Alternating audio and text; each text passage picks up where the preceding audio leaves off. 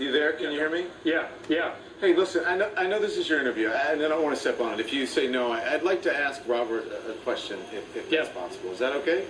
Sure, of course. Robert, you said you want to start some sort of dialogue, and, much has been made about race in this particular case.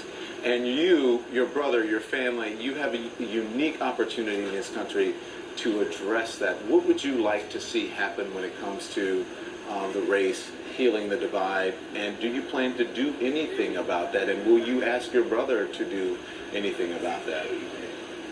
I will ask George first to heal, and I will see to it that my life's work is bringing people together and not driving people apart. I know that for the better part of a year and a half, we've been on the receiving end of a lot of attacks, and I think that now that the jury has spoken, like Pierce said, in an American justice system, we have to grow from this. I want to know what makes people angry enough to attack someone the way that Trayvon Martin did. I want to know if it is true, and I don't know if it's true, that Trayvon Martin was looking to procure firearms, was growing marijuana plants, or was making lean, or whatever he was doing. I want to know that every minor, high schooler, that would be reaching out in some way for help, and they may feel it's by procuring firearms or whatever they may be doing, that they have some kind of help. I think that that's what George was trying to do when he mentored 2 black children. Even when funding from the county was withdrawn, he and his wife continued to break that cycle of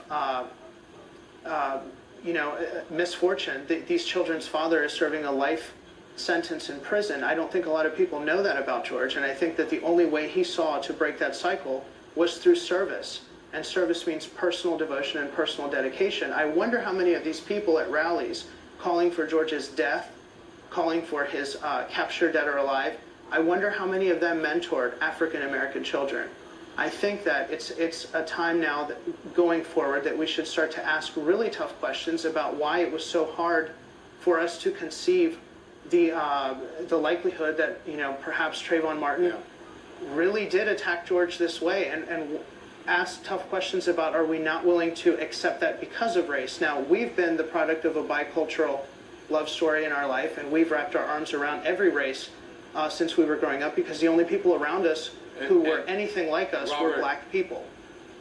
Robert, thank you. I have to go. The computer's going to cut us off. We have to get to a break. I'm so sorry, but I thank you for answering that question. And Pierce, thank you for letting me ask that final question. I really appreciate it.